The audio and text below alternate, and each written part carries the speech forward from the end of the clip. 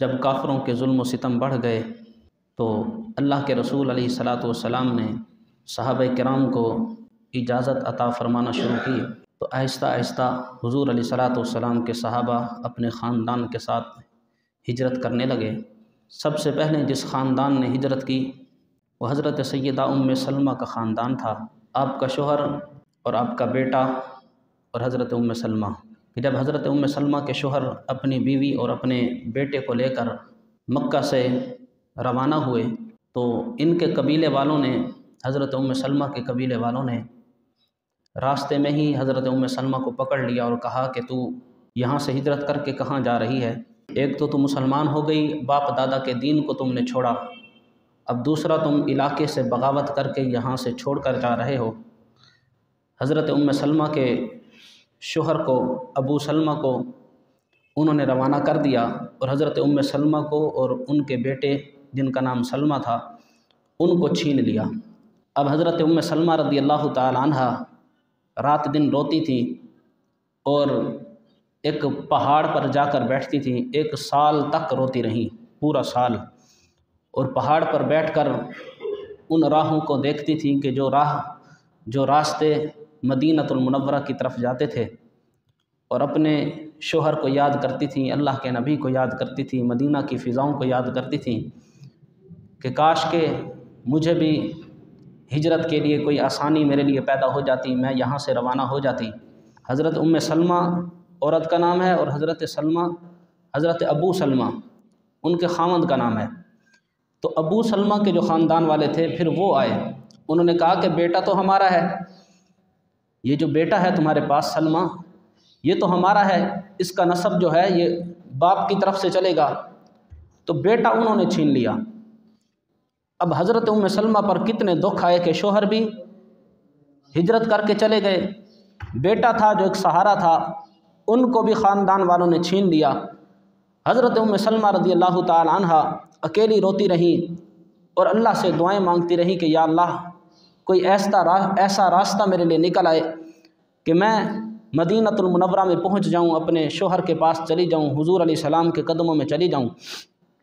ایک دن حضرت ام سلمہ پہاڑ کے قریب بیٹھی رو رہی تھی تو انہی کے خاندان کا ایک شخص وہاں سے آیا، بڑا غیرت مند تھا، وہ ام سلمہ کو خاندان کے پاس لے گیا اور اس نے پورا لوگوں کو جمع کیا اور کہا کہ تم کیوں ظلم کرتے ہو اس عورت پر؟ اس کا بچہ بھی تم نے چھین لیا، اس کا شوہر بھی اس سے الگ کر لیا، تم اس کو کیوں نہیں جانے دیتے؟ پھر اس کے بعد حضرت ام سلمہ رضی اللہ تعالی عنہ کو ان کے خاندان والوں نے مدینہ کی طرف روانہ کیا۔ تو حضرت ام سلمہ کا جو بیٹا تھا حضرت سلمہ، جب لوگوں نے بیٹے کو باں سے چھیننے کی کوشش کی تھی اس وقت اس بچے کا بازو بھی ٹوٹ گیا تھا، بازو بھی ٹوٹ چکا ہے۔ اب اسی دکھ اور تکلیف میں حضرت سلمہ کا وصال ہو گیا، فوت ہو گئے۔ کچھ دنوں کے بعد حضرت ابو سلمہ کا بھی وصال ہو گیا۔ اب حضرت ام سلمہ رضی اللہ تعالی عنہ اسلام کی خاطر کتنے دکھ برداشت کیے۔ پہلے 1 سال پورا اپنے شوہر اور بچے کی جدائی میں گزارا، اس کے بعد پھر بچے کا وصال ہوا، پھر اس کے بعد شوہر کا وصال ہوا، لیکن آپ صبر کا پہاڑ بن کے کھڑی رہی۔ اسلام کی خاطر ہو رہا ہے نا، دین کی خاطر، جرم صرف یہ ہے کہ کلمہ پڑھ لیا ہے، فرمایا کوئی بات نہیں، میں اللہ کی رضا پر راضی ہوں۔ جب حضرت ام سلمہ رضی اللہ تعالی عنہ نے اتنی ساری قربانیاں پیش کی تو اللہ کی طرف سے پھر حکم آیا، اے محبوب ام سلمہ جو بیوہ ہو چکی ہیں اب اے محبوب تم خود اس سے نکاح کر لو۔ پھر یہ ام سلمہ رسول اللہ صلی اللہ تعالی علیہ وسلم کی زوجیت میں آئی، حضور کے حرم میں آئی اور نبی اکرم علیہ الصلاۃ والسلام کی زوجہ محترمہ بن کر قیامت تک کے لیے مومنین کی ماں بن گئی۔ تو حضرت ام سلمہ رضی اللہ تعالی عنہ نے جب قربانیاں دی تو پھر اللہ نے ثمرہ بھی کتنا بڑا عطا فرمایا۔ حضرت ام سلمہ رضی اللہ تعالی عنہ کو یہ اتنی بڑی فضیلت ملی کہ اللہ تبارک و تعالی نے ان کو رسول اللہ کی زوجیت میں قبول فرما لیا۔ تو بہرحال صحابہ کرام نے مشکلات کو برداشت کیا اور مکہ کو چھوڑا حضور کے حکم پر اور مدینہ کی طرف روانہ ہوئے۔ اب جب صحابہ اور مسلمان مکہ کو چھوڑ کر مدینہ کی طرف روانہ ہو رہے تھے، کافروں کو پتہ چل گیا۔ اب کافر بڑے پریشان تھے، اب انہوں نے دار الندوہ میں ایک میٹنگ بلائی۔ دار الندوہ ایک جگہ کا نام مکہ کے اندر مشہور جگہ تھی جہاں پر لوگ آتے تھے، گفتگو کرتے تھے، میٹنگیں ہوتی تھی، وہاں پر مشورے ہوتے تھے۔ دار الندوہ میں اب کفار مکہ کے جو بڑے بڑے سردار تھے ان کو جمع کیا گیا کہ مشورہ کرو کہ مسلمانوں کے ساتھ کیا سلوک کیا جائے کہ صفحہ ہستی سے اسلام کو ہی ختم کر دیا جائے۔ بڑے بڑے آئے، ابو جہل، ابو لہب اور بڑے بڑے عتبہ اور شیبہ، بڑے بڑے آئے۔ شیطان بھی آیا۔ شیطان دار الندوہ میں آیا تو ابو جہل نے پوچھا تھا، منی شیخ تو کہاں سے، کہاں کا شیخ ہے، کہاں سے آیا ہے، کہاں کا بڑا ہے؟ یہاں تو صرف وڈیرے آئے ہیں نا، یہاں پر ہر عام بندے کو آنے کی اجازت نہیں، صرف سردار کی خاص میٹنگ ہے۔ تو شیطان نے کہا کہ قال شیخ من اہل نجد، میں نجد کا شیخ ہوں۔ اب جہاں پر جدہ ہے اس کو نجد کہا جاتا تھا اس وقت۔ اس نے کہا کہ میں وہاں کا سردار ہوں، میں بھی ایک شیخ ہوں، میں بھی ایک سردار ہوں، میں بھی مشورہ دینے کے لیے آیا ہوں کہ مسلمانوں کے ساتھ کیا کیا جائے۔ ٹھیک ہے جی، اس کو قبول کر لیا گیا۔ اب شیطان صاحب بھی وہاں موجود ہیں اور سارے کافروں کے سردار بھی، ابو جہل اور سارے ملعون وہاں پر اب میٹنگ ہو رہی ہے اللہ کے نبی کے بارے میں۔ اب جو سردار جو مشورہ دیتا شیطان اس کو رد کر دیتا۔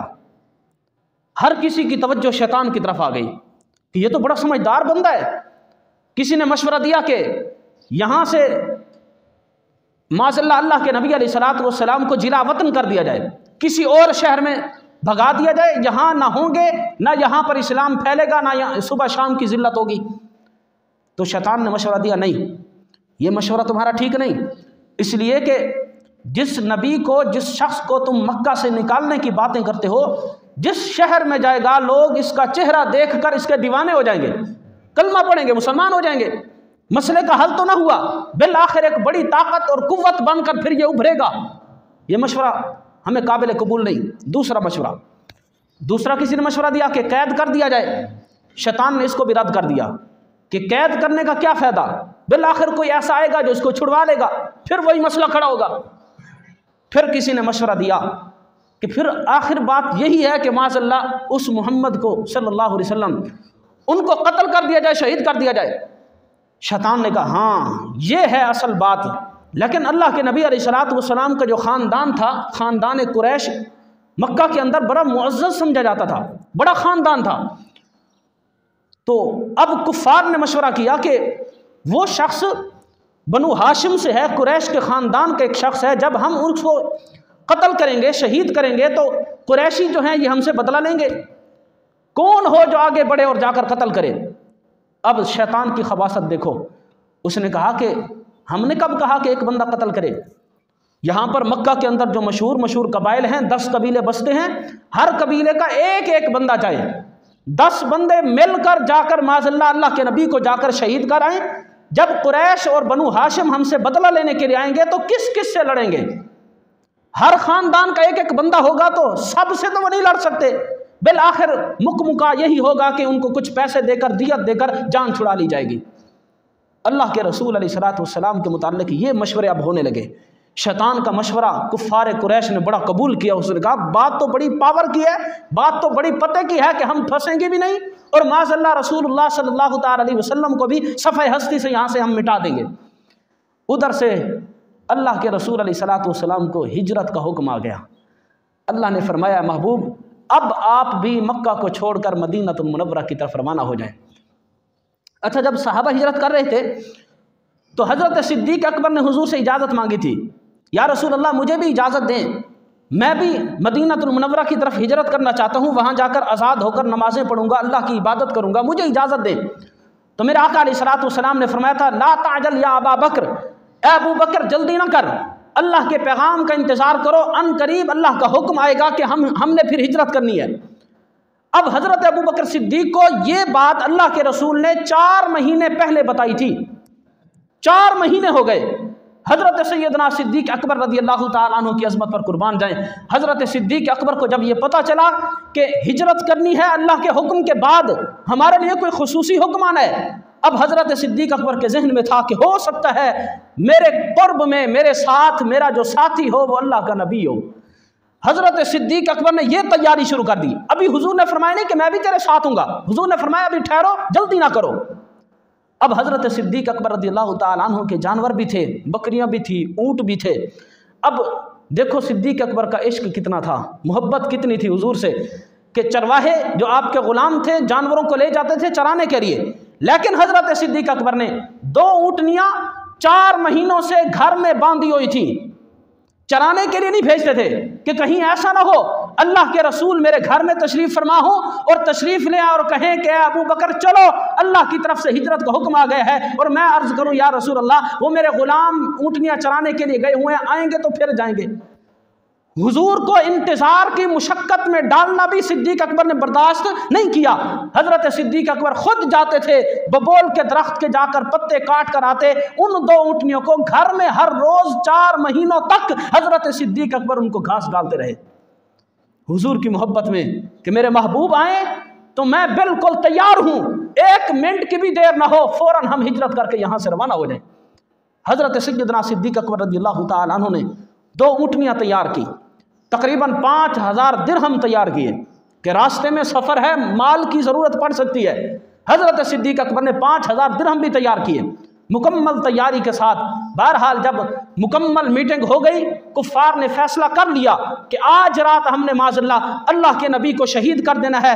10 قبیلوں نے مل کر ان کا ایک فرد ہوگا، ان کے پاس تلوار ہوگی اور رسول اللہ صلی اللہ تعالی علیہ وسلم کو شہید کر دیں گے اور اسلام کو صفحہ ہستی سے مٹا دیں گے۔ اسی رات اللہ کا حکم آ گیا، اے محبوب آج رات تم نے یہاں سے ہجرت کر کے مدینہ المنورہ کی طرف جانا ہے۔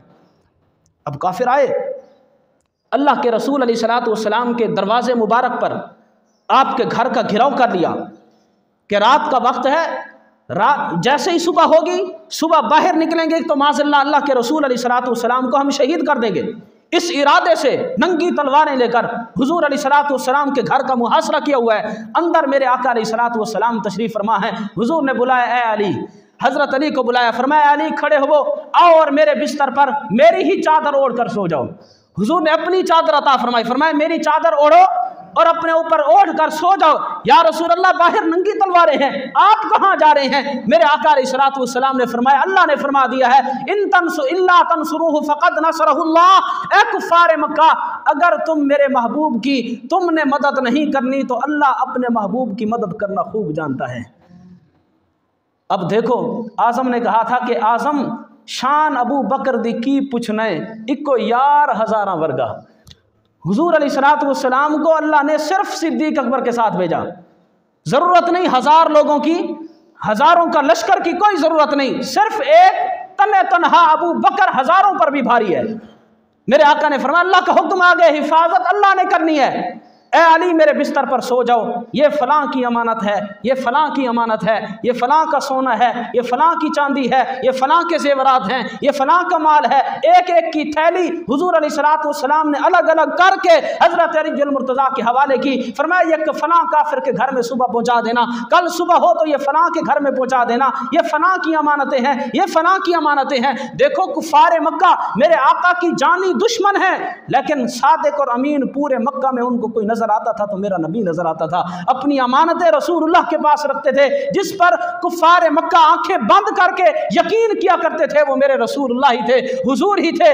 رسول اللہ کے پاس ان کا سونا بھی تھا، چاندی بھی تھی، زیورات بھی تھے، مال بھی تھا، سب کچھ حضور علیہ الصلوۃ والسلام کے پاس ہے۔ میرے آقا نے فرمایا کہ دیکھو کفار کی امانتیں ہیں، ہم خیانت نہیں کریں گے، اے علی میرے بستر پر سو جاؤ، میری چادر اوڑھ لو، کل صبح یہ امانتیں کفار کے گھروں میں پہنچا کر کل پھر تم نے مدینے آنا ہے۔ اب خود میرے آقا نکلے، حضرت علی المرتضیٰ حضور کے بستر پر پاک نبی کی مزمل والی چادر اوڑھ کر اوپر اوڑھ کر سو گئے۔ یہ عظمت حضرت علی المرتضیٰ کی ہے۔ حضرت علی المرتضیٰ کو اتنی بڑی عظمت ملی، حضور علیہ الصلوۃ والسلام نے اپنا بستر عطا فرمایا۔ میرے آقا علیہ الصلوۃ والسلام اس کے بعد پھر گھر سے باہر نکلے، اللہ کا حکم تھا، آپ علیہ الصلوۃ والسلام نے مٹھی کے اندر کچھ مٹی بھری، دونوں مٹھیاں بھر کر حضور علیہ الصلوۃ والسلام نے کفار جو باہر دروازے پر حضور علیہ الصلوۃ والسلام کے قتل اور شہید کرنے کے ارادے سے آئے ہوئے تھے، ان کے منہ پر وہ مٹی ماری اور سورہ یاسین کی تلاوت اللہ کے رسول علیہ الصلوۃ والسلام نے شروع فرمائی، یاسین والقرآن الحکیم انک لمن المرسلین علی صراط مستقیم۔ حضور سورہ یاسین کی تلاوت کرتے ہیں اور مٹھی بھر مٹی ان کے منہ پر ماری۔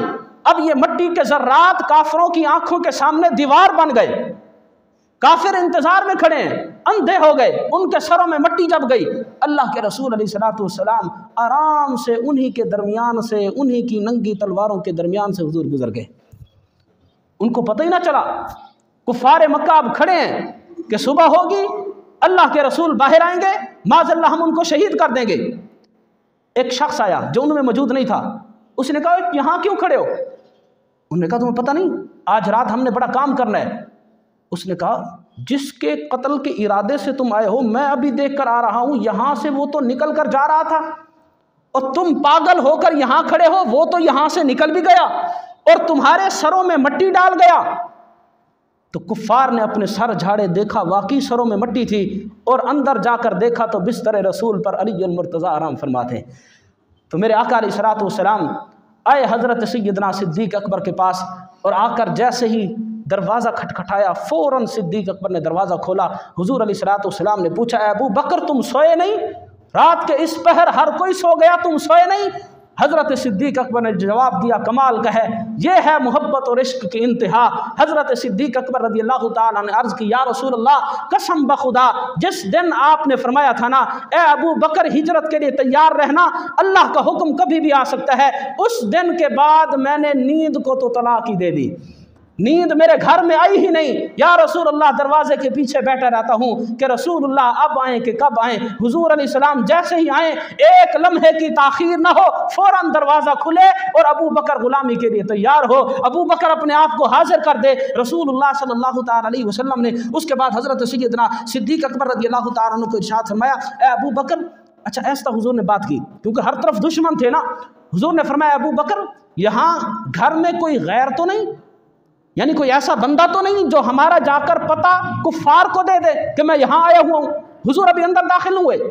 حضرت سیدنا صدیق اکبر رضی اللہ تعالیٰ عنہ نے جواب دیا، عرض کی یا رسول اللہ انما ہما ابنتایا، یا رسول اللہ میرے گھر میں میری دو بیٹیاں ہیں، صرف دو بیٹیاں۔ اگلا جملہ بڑے مزے کا ہے۔ حضرت صدیق اکبر نے عرض کی یا رسول اللہ وما ذاکا فداک ابی و امی، یا رسول اللہ یہ تو میری بیٹیاں ہیں، میرے ماں باپ بھی آپ کے قدموں پر قربان ہیں، یہ تو میری تربیت میں پلی ہیں، یہ تو آپ کی دشمنی میں کسی طرح بھی نہیں کر سکتی، میرے ماں باپ بھی آپ کے قدموں پر قربان ہیں۔ یا رسول اللہ بے خوف و خطر ہو کر ابو بکر صدیق کے گھر میں داخل ہو جائیں، یا رسول اللہ تشریف فرما ہو۔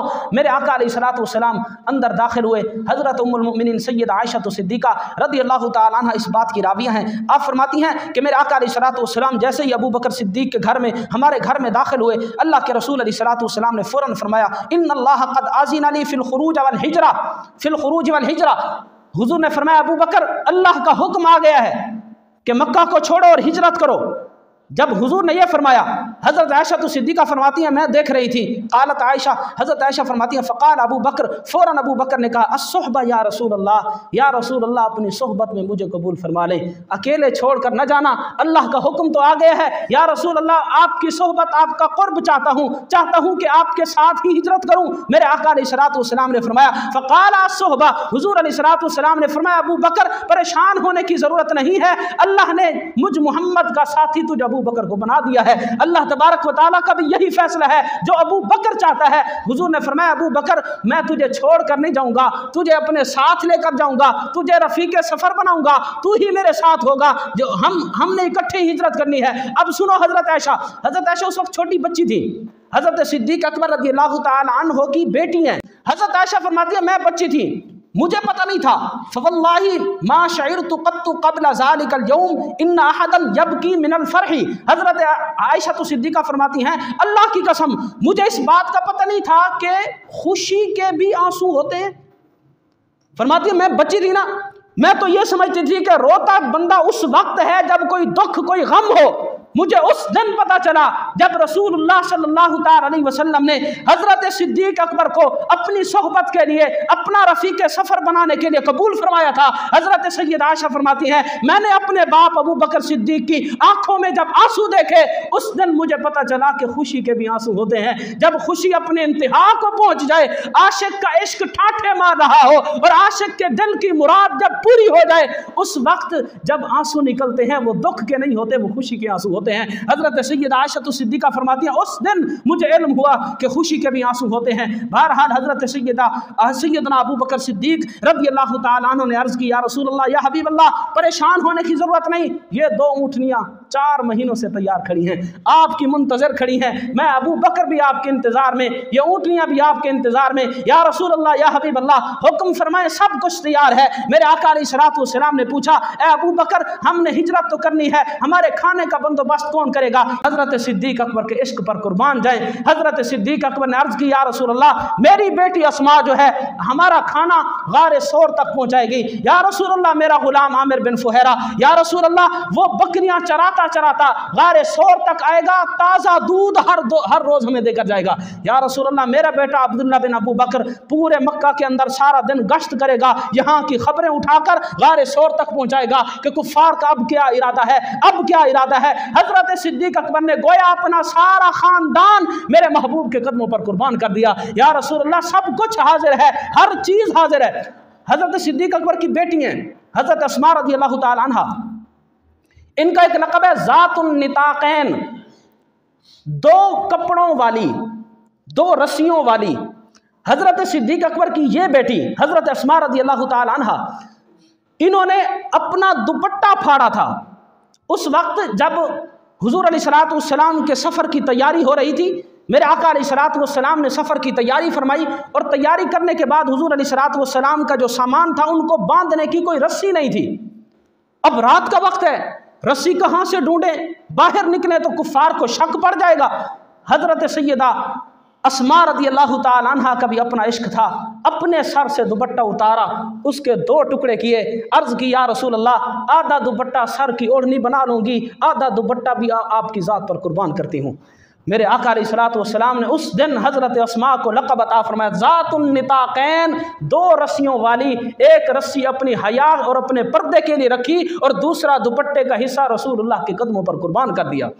बहरहाल हुज़ूर अलैहिस्सलातु वस्सलाम अब यहाँ से निकले और हिजरत करके हज़रत सैयदना सिद्दीक़ अकबर साथ हैं और कमाल का सफ़र है। जब हज़रत सिद्दीक़ अकबर ने गौर किया रसूलुल्लाह सल्लल्लाहु ताला अलैहि वसल्लम के कदमैन शरीफैन की तरफ के पथरीली ज़मीन थी, मक्का के नोकीले पत्थर मेरे आका अलैहिस्सलातु वस्सलाम के पाँव मुबारक में जब चुभे और हुज़ूर अलैहिस्सलातु वस्सलाम के कदमैन शरीफैन से जब खून जारी होने लगा, हज़रत सिद्दीक़ अकबर से बर्दाश्त न हुआ, बैठ गए। हुज़ूर अलैहिस्सलातु वस्सलाम ने पूछा, अबू बकर क्यों बैठे? अर्ज़ की, या रसूल अल्लाह, आज करम फरमाओ, मेहरबानी करो, हज़रत सिद्दीक़ अकबर की ये ख्वाहिश है, अब आप मेरे कंधों पर सवार हो जाओ, अबू बकर आपको कंधों पर उठाकर गारे सौर तक चढ़ेगा।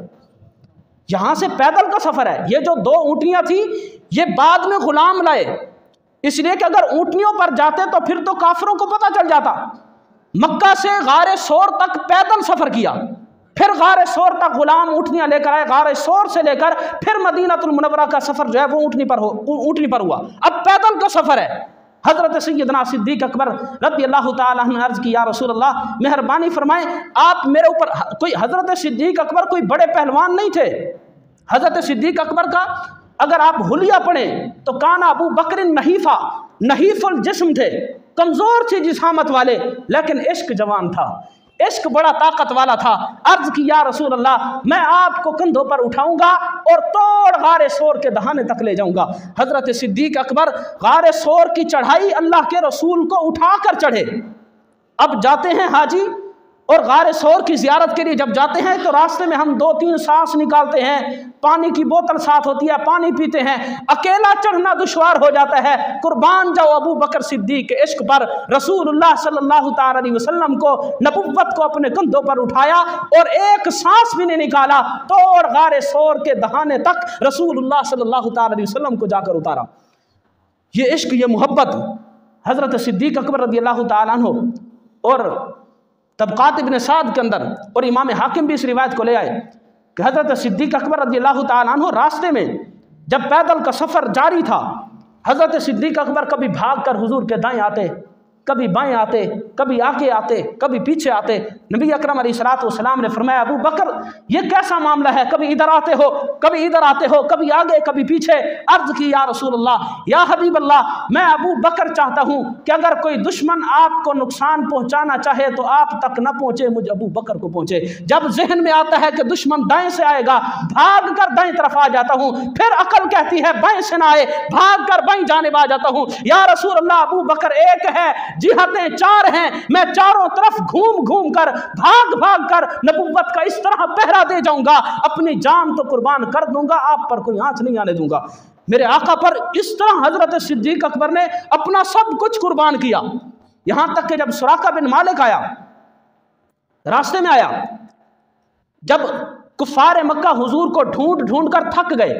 अच्छा, हुजूर अलैहिस्सलाम ने मक्का से सीधा मदीना का सफ़र नहीं किया, इसलिए कि मक्का के अंदर मशहूर हो चुका था कि मुसलमान मदीना की तरफ हिजरत कर रहे हैं। अब मेरे आका अलैहिस्सलाम यमन की जानिब से होकर फिर मदीना पाक में गए हैं। ये जो गारे सोर है ये मदीना के रास्ते में नहीं है। जो वहाँ जाते हैं उनको पता है कि गारे सोर यमन के रास्ते पर है। हुजूर अलैहिस्सलाम यमन की तरफ गए, पहले गारे सोर में 3 दिन 3 रातें वहाँ क़ियाम किया, उसके बाद फिर गारे सोर से हुजूर मदीना पाक की तरफ गए। अब ये रास्ता तब्दील करके हुजूर अलैहिस्सलाम गए। काफिर अब ढूंढते रहे, मुख्तलिफ खोजी भी उन्होंने बुलवाए, यहाँ तक एक वो वक्त भी आया कि खोजी जो था बड़ा माहिर था, हज़रत सिद्दीक अकबर रज़ियल्लाहु ताला अन्हु के कदमों को जांचता जांचता जांचता गारे सोर के दहाने तक पहुँच गया। अब जब वहाँ आया तो गारे सोर तक आए, आगे कदमों के निशान नहीं मिल रहे, तो वो खोजी कहने लगा कि इसी गार के अंदर होंगे। अच्छा, वो गार कोई बड़ी नहीं है, जिन्होंने ज़ियारत की है अल्लाह हम सब को ले जाए, आपकी बरकत से अल्लाह मुझे भी ले जाए। तो गार सोर जो है वो 2 बंदों के बैठने की मुश्किल जगह है, थोड़ी सी जगह है। गार सोर के दहाने पर मकड़ी ने एक जाला बना दिया और कबूतरी ने आकर वहीं अंडे दे दिए। हुजूर अलैहिस्सलाम मकड़ी के लिए दुआ फरमाया करते थे। ये जो मकड़ी जाला बुनती है, मेरे आका अलैहिस्सलाम इसके लिए दुआ फरमाया करते थे कि इसने भी हमारी हिफाजत में अपना हिस्सा डाला था। जब वो खोजी आपकी राहें तकता तकता गारे सोर तक पहुंचा, अंदर सिद्दीक अकबर मौजूद हैं, हुजूर अलैहिस्सलाम मौजूद हैं। उस खोजी ने कहा कि अंदर गए होंगे। काफिर पहले बड़े गुस्से में थे, उसने कहा तू हमें पागल बेवकूफ़ बनाता है, एक तो तूने जाना था मदीना की राह पर, तू चलता चलता यमन के रास्ते पर हमें ले आया है। दूसरा तो कहता है इस गार के अंदर होंगे, जिस गार के दहाने पर मकड़ी ने जाला बनाया हुआ है, ये जाला बताता है कि कई दिनों से अंदर कोई गया ही नहीं। यहाँ पर कबूतरी ने अपने अंडे दिए हुए हैं, ये घोंसला बताता है कि इतने सालों से, इतने महीनों से अंदर कोई गया ही नहीं। एक तो तू बेवकूफ़ बनाकर हमें इस रास्ते पर ले आया, जाना हमने मदीना की तरफ था कि उन्होंने मदीना पाक में जाना है। अब काफिरों ने उस खोजी को भगा दिया। उसने कहा तू, तेरी अकल ख़राब है, तू बेवकूफ़ है, एक तो तू यहाँ ले आए, दूसरा कहता है यहाँ इस छोटी सी गार में जहाँ बैठने की जगह नहीं, यहाँ होंगे। अच्छा, अंदर सिद्दीक अकबर देख रहे हैं, काफिरों का सारा मामला देख रहे हैं। हज़रत सैयदना सिद्दीक अकबर ने जब उनके कदमों को देखा, काफिरों के पाँवों को देखा कि वो यहाँ तक आ गए, अर्ज़ की या रसूल अल्लाह, या हबीब अल्लाह, काफिर यहाँ तक पहुँचाए, अब बहुत ख़तरा शदीद हो गया। मेरे आका अलैहिस्सलाम ने एक जुमला फरमाया था, ए अबू बकर मा ज़न्नुका बिस्नैन अल्लाहु सालिसुहुमा, ए अबू बकर ये बता तेरा उन 2 बंदों के बारे में क्या ख्याल है जिनके साथ तीसरा अल्लाह हो। हम 2 हैं, तीसरा हमारे साथ अल्लाह की ज़ात है, जिसके साथ अल्लाह की मदद हो उनको कौन दुख पहुंचा सकता है। मेरे आका ने फरमाया अगरचे काफिर यहां तक आ गए हैं, मेरा अल्लाह उनको अंदर नहीं आने देगा। हजरत सिद्दीक अकबर रज़ियल्लाहु ताला अन्हु के इसी बात को अल्लाह ने कुरान करीम के अंदर भी बयान फरमाया कि अल्लाह तबारक व तआला ने इरशाद फरमाया सानी यसनैन, 2 में से दूसरा। अल्लाह ने अपने महबूब को दूसरा कहा, 2 में सानी यसनैन इज़ हुमा फिल गार इज़ यक़ूलु लिसाहिबिही ला तहज़न, उन 2 में से दूसरा जो अपने साहिब, अपने सहाबी को कह रहा था, ए अबू बकर गम न कर, अल्लाह हमारे साथ है। अल्लाह ने अपने महबूब को दूसरा कहा इसलिए कि उम्मत के अंदर वफादारी में पहला नंबर अबू बकर सिद्दीक का है। सानी यसनैन इज़ हुमा फिल गार इज़ यक़ूलु लिसाहिबिही ला तहज़न इन्नल्लाह मअना। हज़रत सिद्दीक अकबर और रसूलुल्लाह की गुफ्तगू को अल्लाह ने सूरह तौबा के अंदर इस तरह बयान किया। बहरहाल काफिर दुश्मन जो थे उन्होंने टेढ़ लगा दिया, हर तरफ ढूंढा, लेकिन हुजूर कहीं ना मिले। اب انہوں نے میرے آقا علیہ الصلوۃ والسلام اور حضرت صدیق اکبر کی گردن پر ایک 100 اونٹ مقرر کیے کہ جو شخص ان کو ڈھونڈ کر لائے گا، ان کا پتہ بتائے گا، ہم اس کو انعام کے طور پر 100 اونٹ بطور انعام دیں گے۔ اب وقت ہو گیا، کاش کے وقت ہوتا تو ہم بیان کرتے۔ انشاءاللہ یہاں سے آگے ہم بیان کریں گے کہ سراقہ بن مالک آئے تھے اور اس کے بعد رسول اللہ صلی اللہ تعالیٰ علیہ وسلم نے کس طرح ان کو انعامات سے نوازا۔ اللہ